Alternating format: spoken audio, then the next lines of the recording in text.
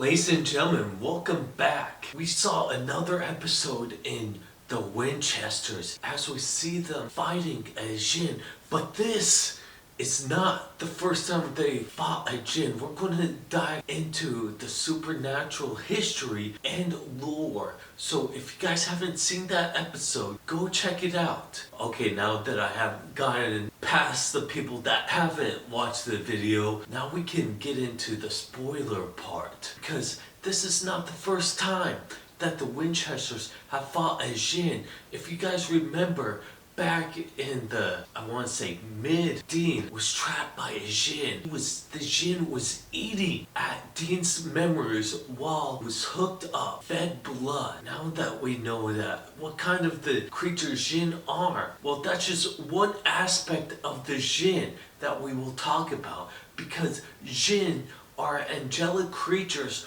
almost godlike, be good or evil. These creatures are said to be in the early prehistoric of Islamic mythology and theory. Like humans, they are accountable for their deeds. Either can be believed that the Muslims or unbelievers kafar. Since jinn are neither good nor evil, Islam acknowledged the spirits from other religions and was later adapted from spirits from other religions during its expansion. Jinn are a strictly Islamic concept. They may represent several pagan beliefs that were integrated into Islam to assert a strict monotheism and the Islamic concept to Tawheed. Islam denies differences between the jinn and God, thus placing the jinn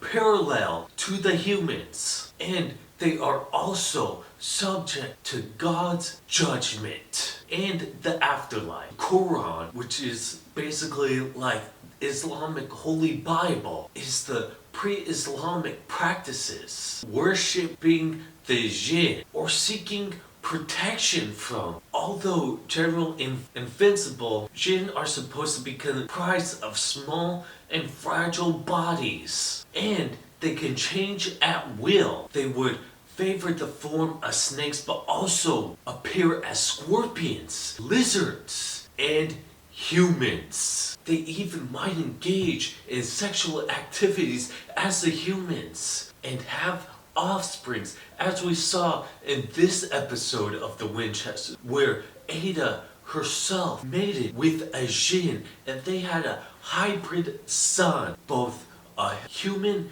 and a jinn, where she couldn't really explain or hide the fact that he was jinn himself. When his tattoos started appearing, the tattoos that marked the beginning of the jinn, and his powers ventured into where he could go into other people's dreams, similar to the earlier Supernatural series. And he went into his mother's dreams on accident and saw that she feared him, and he saw what his father became. They usually get hurt by someone.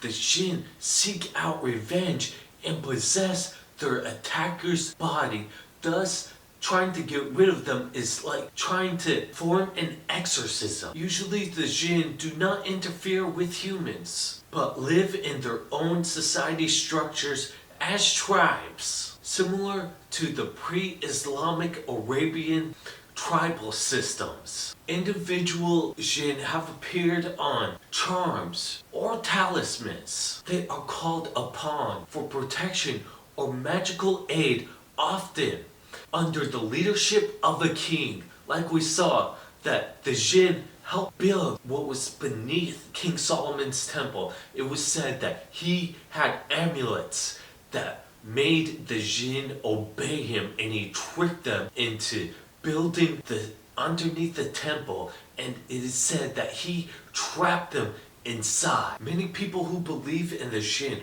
often wear amulets to protect them from the jinn's power, sent out by sorcerers and witches. A common belief is that a jinn cannot hurt anyone who wears something with the name of God or Allah written upon it. The good jinn don't require one to commit sin. Most contemporary Muslims Scholars associate with djinn with adultery. Now that we have discussed and pointed out some facts between the early Supernatural series and the Winchesters and seeing how they connect to each other with this episode, because it wasn't the first time that John Winchester dealt with a djinn. He deals with it all throughout, even leaving a journal for his kids and detailing what a djinn really is and how to kill one and how to protect oneself from. Whether they are good djinn, where they protect you,